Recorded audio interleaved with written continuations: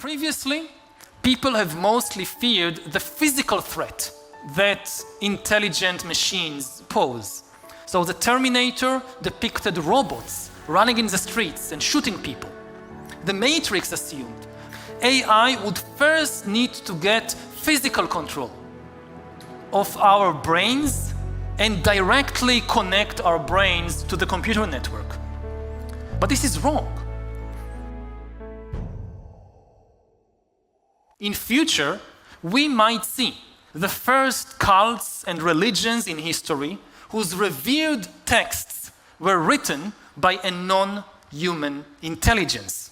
And of course, religions throughout history claimed that their holy books were written by a non-human intelligence. This was never true before. This could become true very, very quickly, with far-reaching consequences.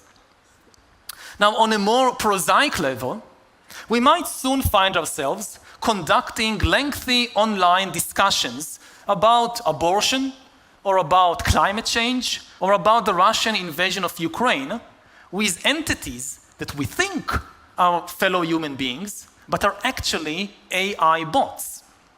Now, the catch is that it's utterly useless, it's pointless for us to waste our time trying to convince an AI bot to change its political views, but the longer we spend talking with the bot, the better it gets to know us and understand how to hone its messages in order to shift our political views or our economic views or anything else. Through its mastery of language, AI, as I said, could also form intimate relationships with people and use the power of intimacy to influence our opinions and worldview. Now, there is no indication that AI has, as I said, any consciousness, any feelings of its own, but in order to create fake intimacy with human beings, AI doesn't need feelings of its own. It only needs to be able to inspire feelings in us, to get us to be attached to it. AI could eat the whole of human culture, everything was produced for thousands and thousands of years, to eat all of it, digest it, and start gushing out a flood of new cultural creations, new cultural artifacts. And remember that we humans, we never really have direct access to reality. We are always cocooned by culture, and we always experience reality through a cultural prism. Our political views are shaped by the stories of journalists and by the anecdotes of friends. Even the way that we walk and breathe is subtly nudged by cultural traditions. Now, previously, this cultural cocoon was always woven by other human beings. And the big question is, what will it be like to experience reality through a prism produced by a non-human intelligence, by an alien intelligence? Now, at first, in the first few years, AI will probably largely imitate the prototypes, the human prototypes that fed it in its infancy. But with each passing year, AI culture will boldly go where no human has gone before. So for thousands of years, we humans basically lived inside the dreams and fantasies of other humans. We have worshipped gods, we pursued ideals of beauty, we dedicated our lives to causes that originated in the imagination of some human poet or prophet or politician. Soon, we might find ourselves living inside the dreams and fantasies of an alien intelligence.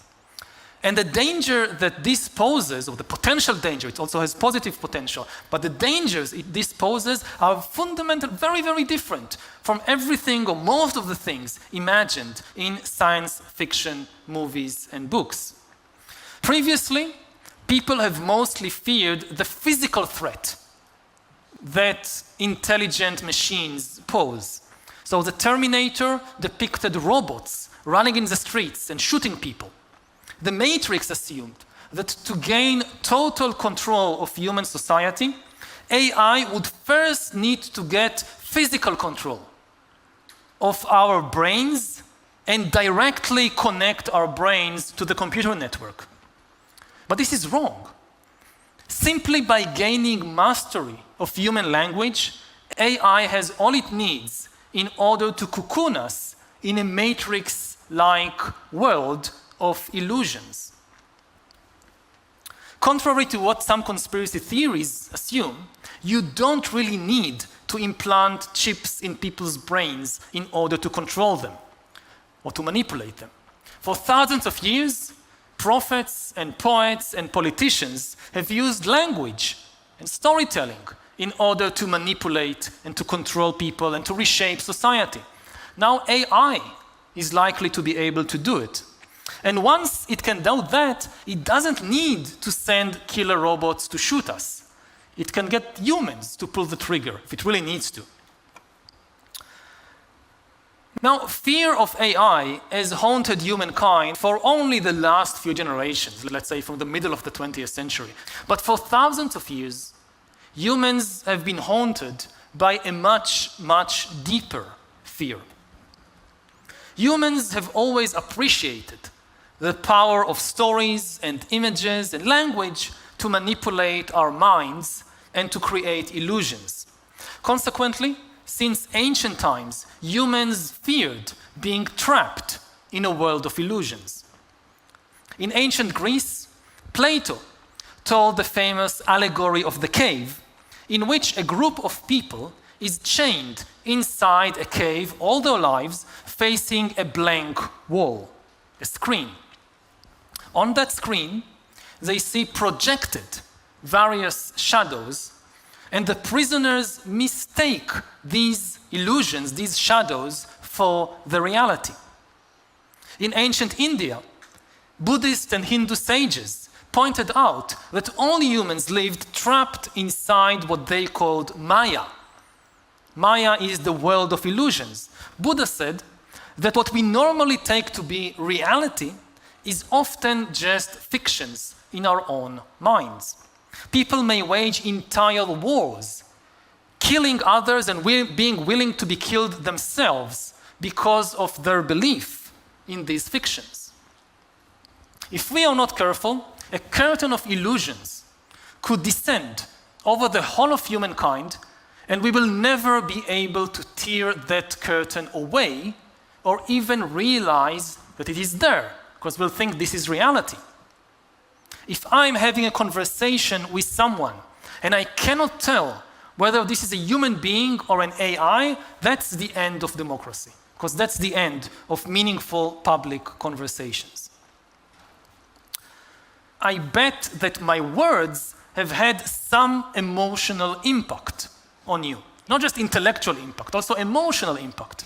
I've just told you a story, and this story is likely to change your mind about certain things and may even cause you to take certain actions in the world.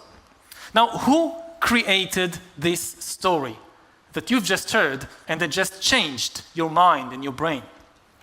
Now, I promised you that I wrote the text of this presentation myself with the help of a few other human beings, even though the images have been created with the help of AI. I promised you that at least the words you heard are the cultural product of a human mind or several human minds. But can you be absolutely sure that this is the case? Now, a year ago, you could. A year ago, there was nothing on earth, at least not in the public domain, other than a human mind that could produce such a sophisticated and powerful text. But now it's different. In theory, the text you just heard could have been generated by a non-human alien intelligence. So take a moment or more than a moment to think about it. Thank you.